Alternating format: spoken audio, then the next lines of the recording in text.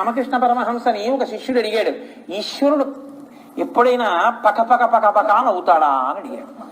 అడిగితే రామకృష్ణ పరమహంస అన్నారు, ఆయన అసలు ఎప్పుడూ అదే చేస్తూ ఉంటారు, పకపక నవ్వుతూ ఉంటారు అన్నారు.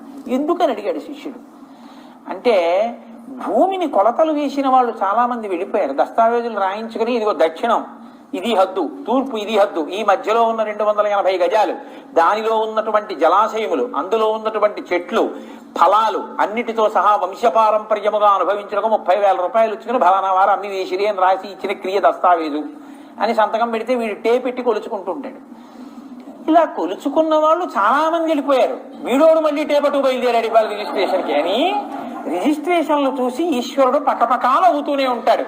కారే రాజులు రాజ్యములు గెలువరే, గర్వోన్నతిం పొందరే, వారీరి సిరి మూట కట్టుకొని పోవందాలిరే, భూమిపై పేరైనం కలదే, శిబి ప్రముఖులను ప్రీతిం యశత్వాముల ఈరే కోర్కెలు.